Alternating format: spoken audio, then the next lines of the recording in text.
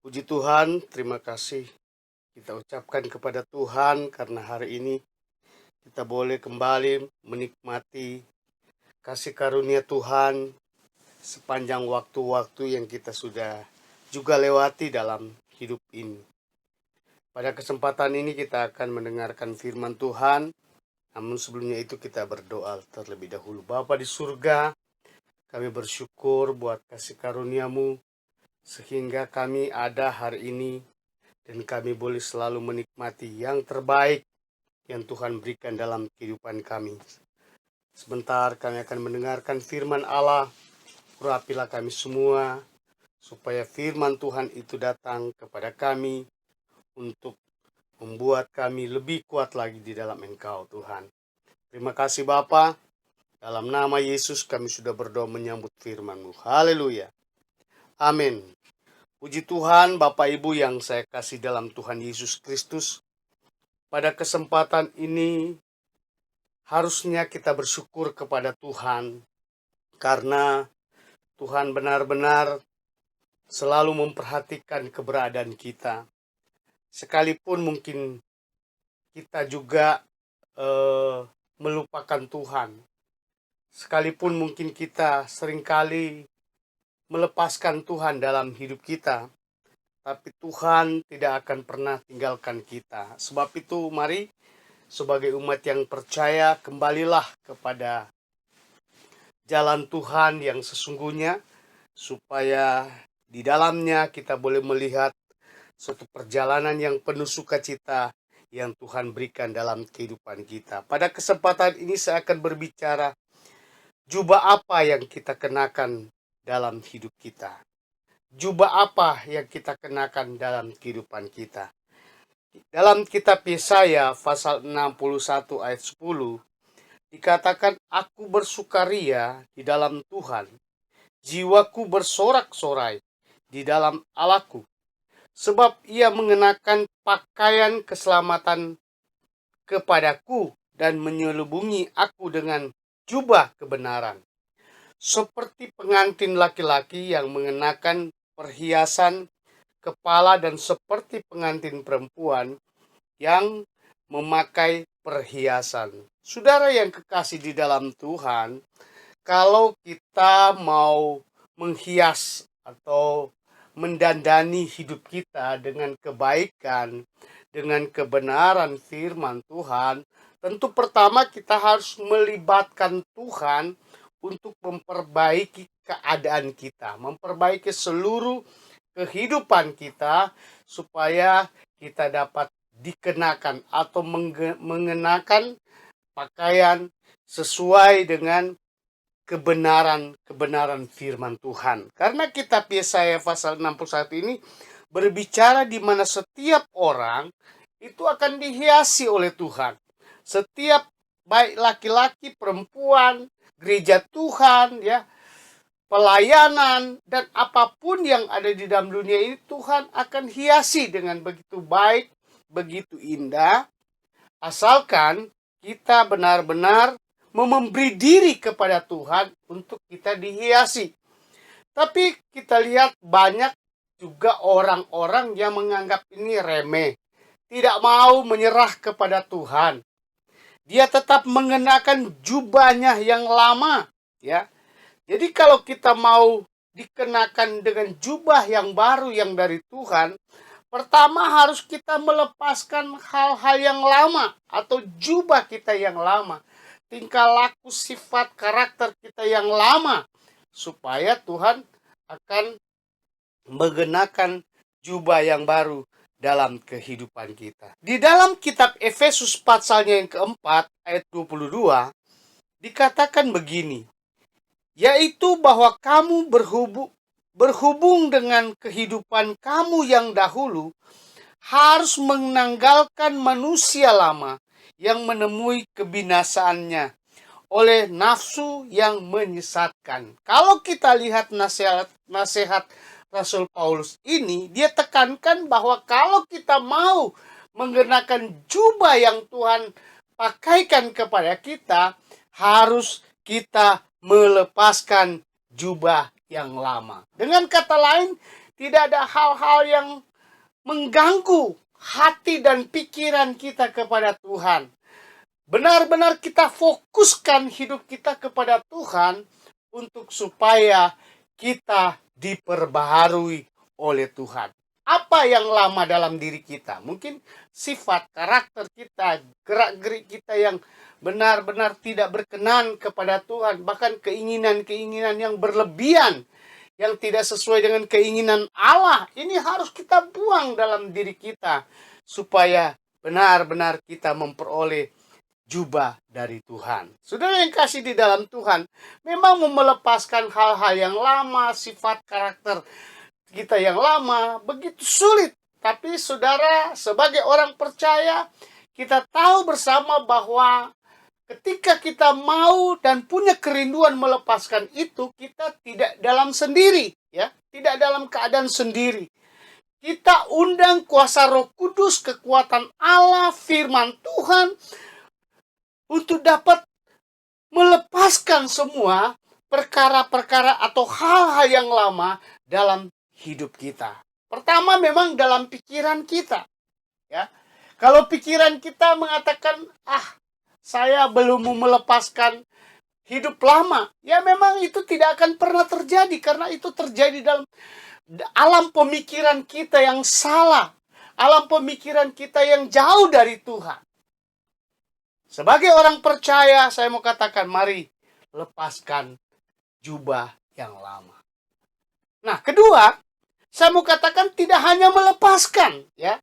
Ada orang ketika dia melepaskan sesuatu di dalam dirinya, anggaplah baju yang kotor dalam dia pakai, dia tetap menggenggamnya. Seharusnya melepaskan, ya, atau membuangnya, meletakkan ke tempat yang dimana sepantasnya hal yang kotor itu sudah dibuang. Nah, membuang tidak hanya melepaskan, tapi membuang hal-hal yang lama jauh dari kita, ya. Karena kalau kita tetap pegang yang namanya hal-hal yang kotor, maka ya otomatis masih akan dekat dengan kita yang namanya bau kotor lah, bau yang tidak enak lah. Jadi benar-benar lepaskan lalu membuangnya. Ya contoh sampah gitu ya. Saudara membuang sampah di tempat yang tempat sampah, ya. Lalu saudara biarkan begitu aja di dalam rumah, secara otomatis rumah itu akan bau. Berarti harus saudara taruh di tempat sampah lalu membuangnya ke tempat di mana tempat pembuangan sampah.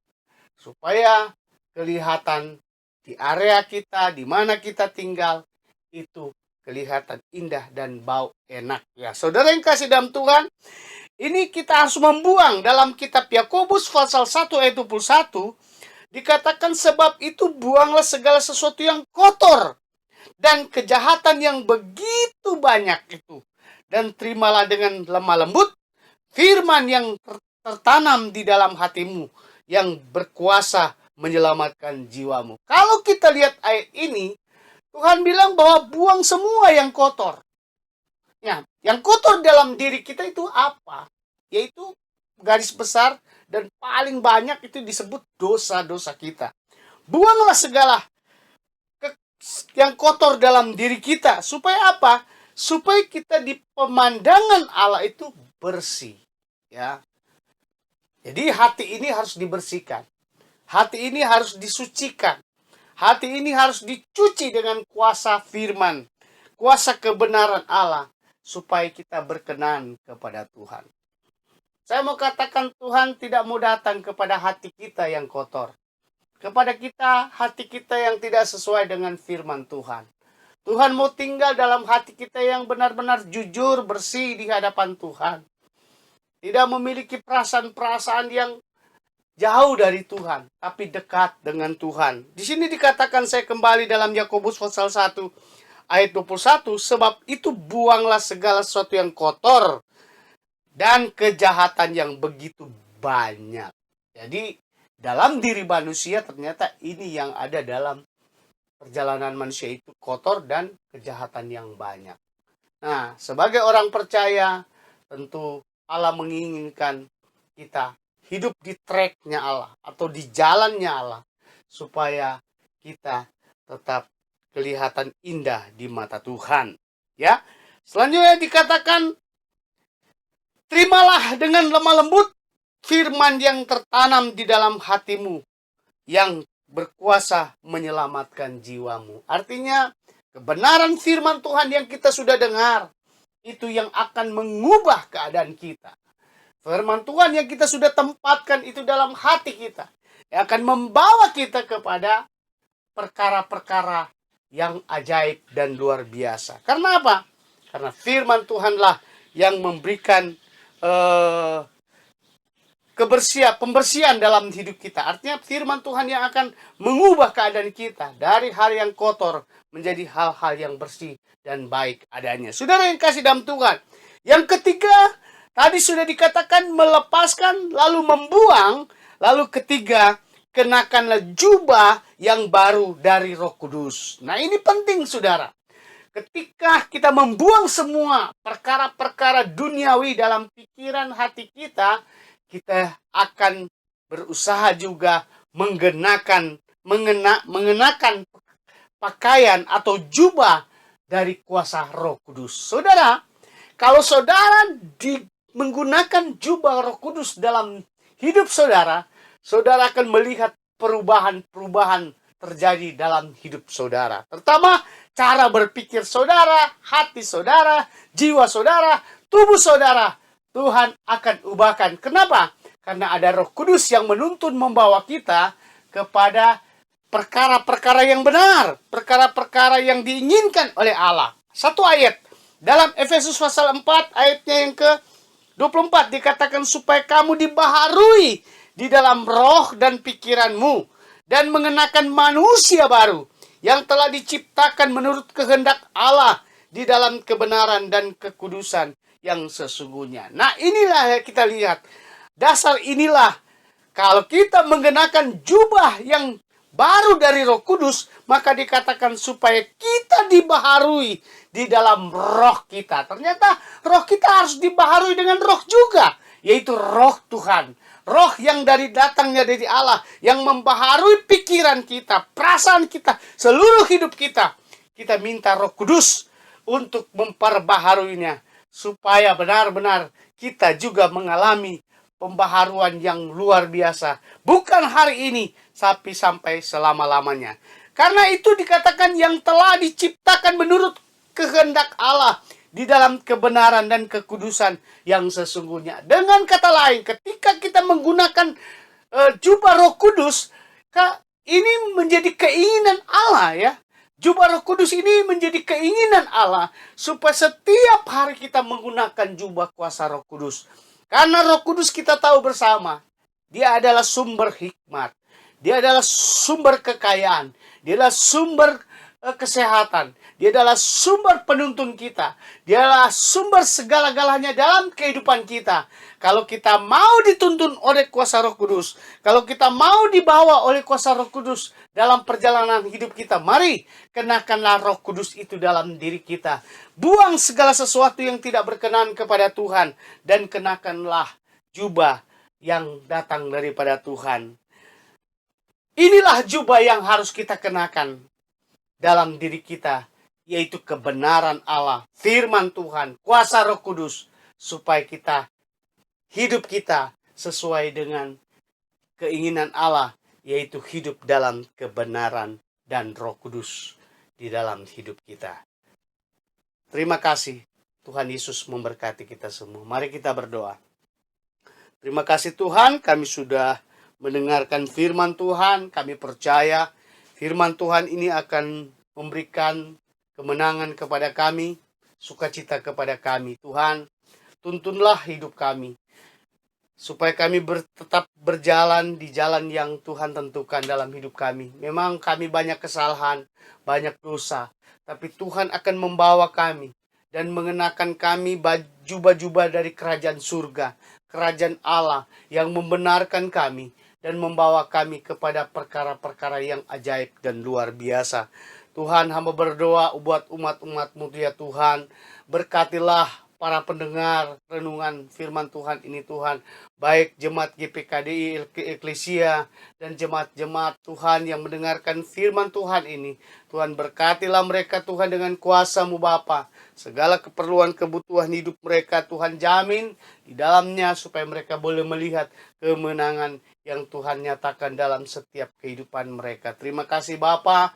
Segala kelemahan, kebimbangan, kekhawatiran, persoalan masalah Tuhan campur tangan dalam kehidupan umat-umat Tuhan supaya di dalamnya kami boleh melihat kemenangan yang luar biasa Tuhan nyatakan dalam hidup kami semua. Terima kasih Bapa.